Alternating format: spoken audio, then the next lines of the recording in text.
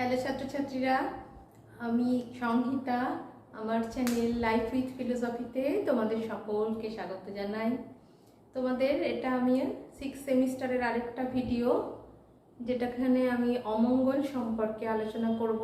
জানোই তো এটা খুবই 5 নম্বরের একটা ইম্পর্টেন্ট কোয়েশ্চেন। অমঙ্গল কাকে বলে এবং অমঙ্গলের শ্রেণী বিভাগ এই নিয়েই আলোচনা করব। আর আমার চ্যানেল বলার কিছুই নেই, সব সময় বলি যে প্রত্যেকটা ভিডিও খুব ভালোভাবে এখানে পেয়ে যাবে, এমনভাবে সুন্দর করে সব বলা আছে যেখানে তোমাদের কিন্তু আর অন্য কোথাও কোনো পড়ারই প্রয়োজন পড়বে না। তা সেই জন্য তোমরা আশা করি সাবস্ক্রাইব করবে, বন্ধুদেরও বলবে সাবস্ক্রাইব করার জন্য। ঠিক আছে, চলো তাহলে কি বললাম আজকে। অমঙ্গল অমঙ্গল অমঙ্গল কথাটা কিন্তু খুব ছোট, কিন্তু এই কথাটার কিন্তু অনেক বেশি তাৎপর্য আছে। এইটা যখন মানে অমঙ্গল কথাটার বর্তমান জগতে যেভাবে আমরা মানেটা ধরি, পূর্বে কিন্তু সেরকম ছিল না। মানে যখন এই যে আমাদের সমাজ সৃষ্টি হয়েছে, সেই সময় কিন্তু মানুষ তো এত মানে পড়াশোনা জানা, এত উদারমনস্ক ছিল না। তখন কি হতো, মানুষ কিন্তু ঈশ্বরের ওপর অনেক বেশি ভক্তি করতো, মানে ঈশ্বরই সব কিছু স্রষ্টা, সব কিছু। সেই জন্য তখন যে প্রাকৃতিক দুর্যোগ যে হতো, ঝড় ঝঞ্ঝা বা ভূমিকম্প, বন্যা, তখন তারা বিশ্বাস করতো যে ঈশ্বর তার মানে তার মধ্যে রাগের সৃষ্টি হয়েছে, নিশ্চয়ই মানুষ কোনো অন্যায় করেছে, যার জন্য ঈশ্বর তার বিনিময়ে মানে সেটাকেই তারা অমঙ্গল বলতো, যে ঈশ্বর এইভাবে তাদের শাস্তি দিচ্ছেন। তখন তারা অমঙ্গল কথাটাকে সেইভাবেই ব্যবহার করতো, মানে ঈশ্বর তার কোপ বা রাগকে প্রকাশ করছেন বিভিন্ন মহামারীর মাধ্যমে। কিন্তু তার মানে কি, সেইখান থেকেই কিন্তু পরবর্তীকালেও অমঙ্গল কথাটা সেখান থেকেই আসে। তার মানে ঈশ্বরের ইচ্ছার বিরুদ্ধে, আমরা যদি সংজ্ঞা বলতে চাই তাহলে কি বলবো, ঈশ্বরের ইচ্ছার বিরুদ্ধে যে কাজ করা হয় সেটাই কিন্তু অমঙ্গল। কারণ কি, ঈশ্বর তো মঙ্গলময়, আমরা তো সবসময় সেটাই ধরি যে ঈশ্বর সবার ভালো চান, মঙ্গল চান।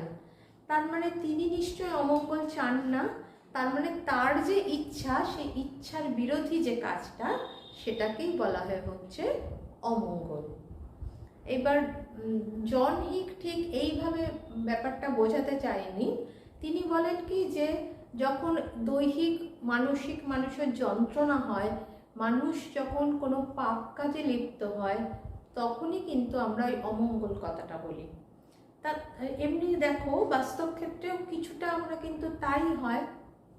যখন মানুষ, যে ধরো একজন মানুষ হঠাৎ করে জানতে পারলো যে তার একটা দুরারোগ্য ব্যাধি হয়েছে, যে ক্ষেত্রে তার কিছু করার নেই, তার মানে তার মাথায় কিন্তু তখন থাকে যে নিশ্চয়ই কোনো, আমি এমন কোনো খারাপ কাজ, তার ফল আমাকে ভোগ করতে হচ্ছে, আমি নিশ্চয়ই কোনো একটা অমঙ্গলের কাজ করা হয়েছে যার ফল তাকে ভোগ করতে হচ্ছে। তাই এই যে দৈহিক মানসিক আমাদের যখন যন্ত্রণা হয় বা পাপ কোনো কাজ হয়, তখন কিন্তু আমরা ভেবে নিই যে নিশ্চয়ই আমরা কোনো একটা অমঙ্গলের কাজ করেছি। তা সেই জন্য সেই দিক থেকে জন হিক এটাকে ব্যাখ্যা করেছেন।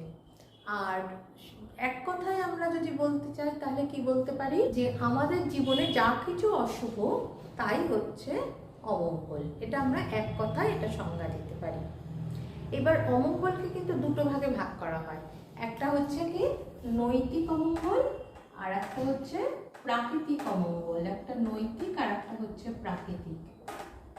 নৈতিক অমঙ্গলটা কি, যেটা মানুষ নিজেই করে, নিজেই নিজের নৈতিক অমঙ্গল করে, মানে নীতিগতভাবে যখন আমরা কোনো কাজ না করি, সেটাতেই হচ্ছে নৈতিক অমঙ্গল।